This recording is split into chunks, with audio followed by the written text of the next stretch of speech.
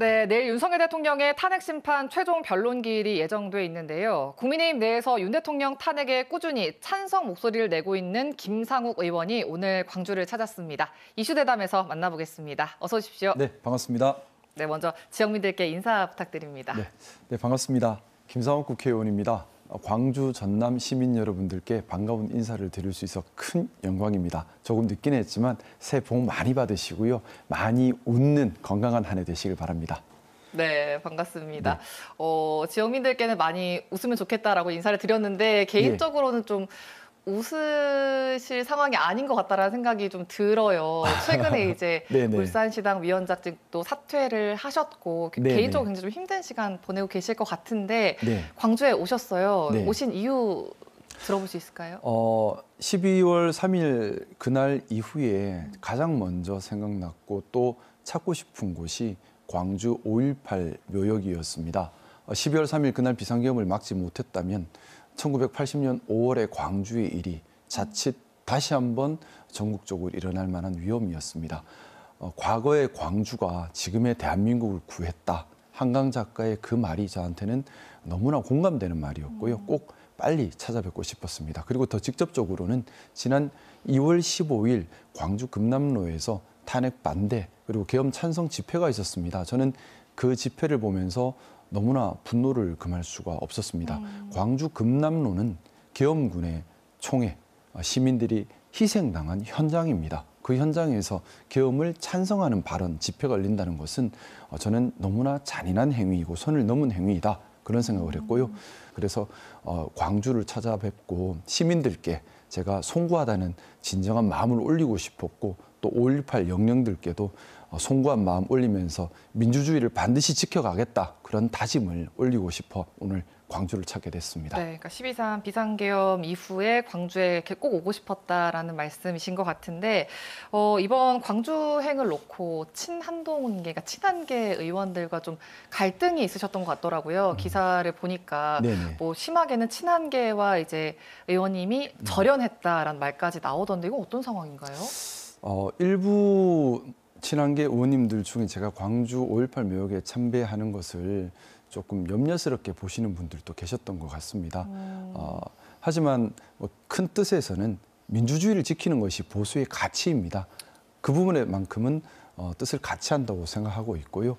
저는 한동훈 대표도 마찬가지의 마음이라고 믿고 있습니다. 비상계엄 해제와 탄핵 찬성에 적극 나섰던 것 그 자체가 민주주의를 지키려고 노력한 모습이라고 믿고 있고요. 그래서 일부 조금 오해는 있을 수 있겠지만은 큰 뜻에 서로 어긋남이 없기 때문에 그런 조금의 오해는 금방 풀릴 것이다 그렇게 생각하고 있습니다.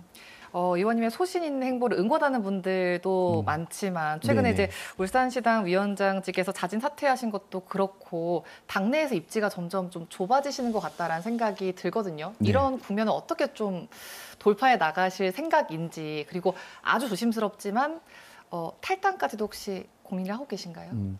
지금의 우리 보수당 국민의힘이 그 역할을 충분히 하지 못하고 있다고 생각합니다. 그러면 이 역할 못하는 당을 버릴 것이 아니라 역할을 할 수 있도록 만들어가야 한다고 생각합니다. 그것을 위해 제가 할 수 있는 역할을 다 하고 싶습니다. 물론 저는 힘도 미력하고 하기 때문에 달걀로 바위치기다 다들 얘기하고요. 아마 제가 그 과정에서 달걀이라서 깨질 가능성이 훨씬 크다고 생각합니다. 하지만 달걀로 바위치기고 그 과정에서 달걀이 깨진다 하더라도 그 과정 자체가 충분한 의미가 있다고 생각하고 그 과정을 통해서 새로운 미래가 열릴 수 있다고 생각합니다. 네, 좀 이르긴 하지만 조기 대선 이야기도 좀 해보겠습니다. 탄핵 심판이 지금 막바지에 이르면서 조기 대선도 좀 예열되는 분위기입니다. 한동훈 전 대표는 책을 내셨더라고요. 정치를 복귀할 걸로 보이고 또 보수 진영에서도 몇몇 후보들이 대선 주자로 거론이 되고 있습니다. 곤란하실 것 같긴 하지만 어떤 후보가 좀 보수 진영의 대권 주자로 나와야 된다라고 생각을 하시나요? 저는 기본적인 생각이 우리 보수 정당의 지향점과 직결되는 부분이라고 생각합니다. 따라서 보수의 가치를 가지고 보수를 재건할 수 있는 그런 분이 후보가 되셔야 된다고 생각하고요. 또 하나는 역사적 평가의 부분이 있습니다. 불법 비상계엄이라는 역사의 오점을 저희 당이 사실은 남겼습니다. 그렇다면 기존의 원내 지도부나 이런 기존의 색깔을 그대로 가는 형태의 후보가 나온다면 역사적으로 맞지가 않지요.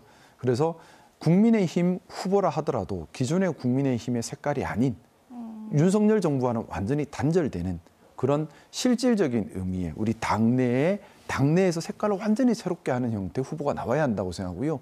전제 조건을 만족시키지 못하면 역사적으로 봤을 때 대통령 후보로서의 자격이 없다는 생각입니다. 보수를 재건할 수 있는 후보가 나왔으면 좋겠다라는 말씀이신 것 같습니다. 마지막으로 이제 이번 탄핵 국면을 거치면서 네. 이제 보수 정권, 보수 진영에 대한 우리 광주와 전남 지역민들의 반감이 조금 더 커진 상황입니다. 맞습니다. 개인적으로 마음이 좀 많이 아프실 것 같아요. 이런 상황 진심으로 어떻게 보셨어요? 송구한 말씀을 드리고 사과드리고 싶습니다. 보수당이 보수의 가치를 추구하는 진정한 보수의 모습을 보이지 못하고 당리당략과 이런 이익 때문에 보수의 모습이 아닌 보수가 가장 혐오하고 싫어하는 극단주의의 모습을 보이고 있습니다. 그런 부분들 때문에 큰 실망을 드린 점에 대해서 제가 깊은 사과의 말씀을 올리고 싶고요.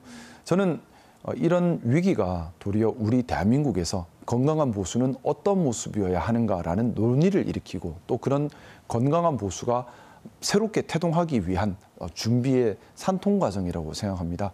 제가 비록 힘이 약하고 또 아직은 외롭지만 그렇다 하더라도 건강한 보수가 가져야 할 마음과 또 지향점을 잃지 않고 뚜벅뚜벅 마련하고 준비해 가도록 하겠습니다.